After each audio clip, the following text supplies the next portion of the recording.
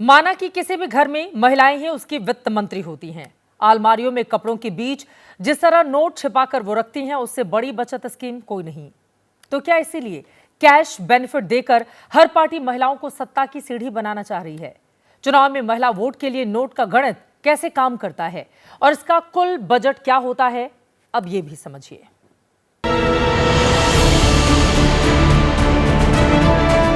मध्य प्रदेश में लाडली बहना, महाराष्ट्र में लाडकी बहन, झारखंड में मैया सम्मान, कर्नाटक में गृह लक्ष्मी, ओडिशा में सुभद्रा।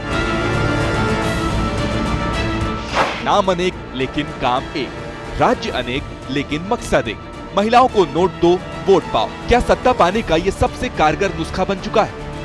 निश्चित रूप से, क्योंकि महिलाओं में आत्मविश्वास बढ़ता है, महिलाओं का सशक्तिकरण होता है, तो इसलिए कैश की होती है, डीबीटी जो होती है वो बहुत फायदा करती है और उनको लगता है कि हमारे पास एक मुश्त एक रकम आ रही है।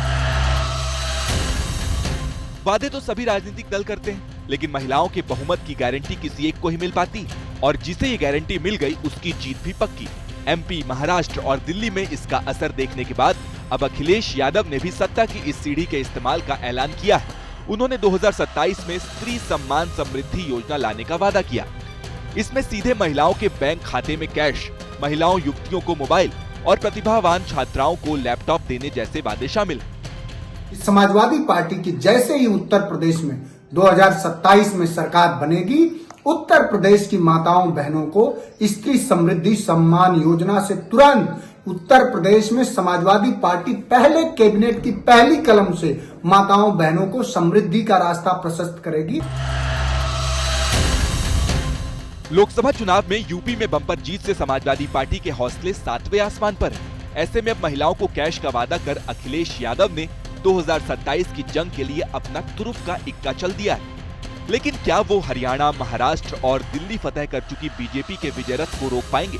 2027 में क्या होगा, इसका अभी से अंदाजा लगाना मुश्किल है, क्योंकि दिल्ली में महिलाओं को कैश देने के वादे तो सबने किए थे, लेकिन महिला वोटर्स का भरोसा बीजेपी ही जीत पाई।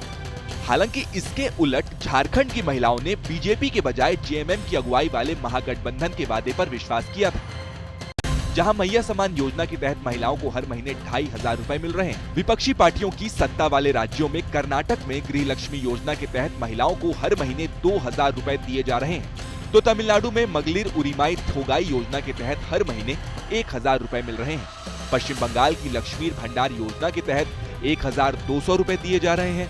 इनके अलावा बीजेपी शासित राज्यों में मध्य प्रदेश में लाडली बहना योजना के तहत 1250, महाराष्ट्र में लाडकी बहन योजना के तहत 1500, छत्तीसगढ़ में महतारी बंधन योजना के तहत 1000 और असम में अरुणोदय योजना के तहत 1250 रुपए मिल रहे हैं। और अब अपने वादे के मुताबिक बीजेपी ने दिल्ली में भी महिला समृद्धि योजना लागू करने की पहल शुरू कर दी है।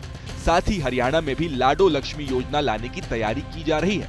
वहीं पंजाब में आम आदमी पार्टी की सरकार बनने के 3 साल बाद भी महिलाओं को कैश देने वाली स्कीम अभी तक लागू नहीं हो पाई है। आलम यह है कि महिलाओं को कैश देने का ट्रेंड सिर्फ 1 या 2 राज्यों तक सीमित नहीं है, बल्कि कई राज्यों में ऐसी योजनाएं चल रही हैं। राजनीतिक जानकारों का मानना है कि धर्म और जाति से परे एक नया वोट बैंक तैयार हो चुका है, और वो है महिला वोट बैंक, जिसे कैश स्कीम के जरिए लुभाने की होड़ मची है।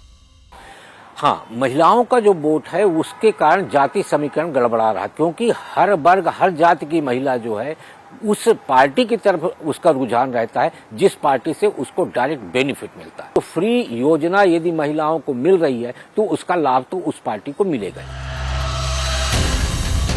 90 के दशक में दक्षिण के राज्य तमिलनाडु से महिला केंद्रित वादों का चलन शुरू हुआ था, जो साड़ी, सिलाई मशीन, प्रेशर कुकर जैसी चीजों से शुरू होकर बाद में मिक्सर ग्राइंडर और कलर टीवी देने तक पहुंच गया। और इस तरह की चुनावी पेशकश करने में दोनों ही बड़ी द्रविड़ पार्टियों के नेता जयललिता और करुणानिधि शामिल थे।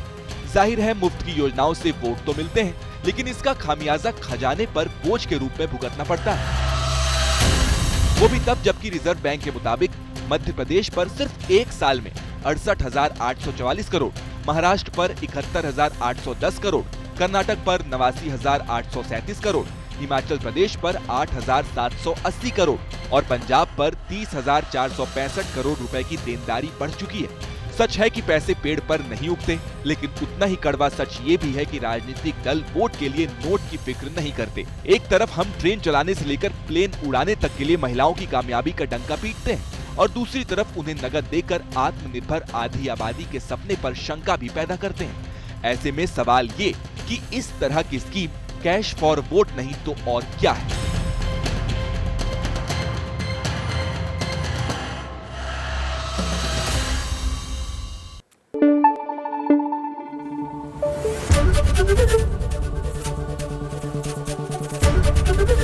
एबीपी न्यूज आपको रखे आगे।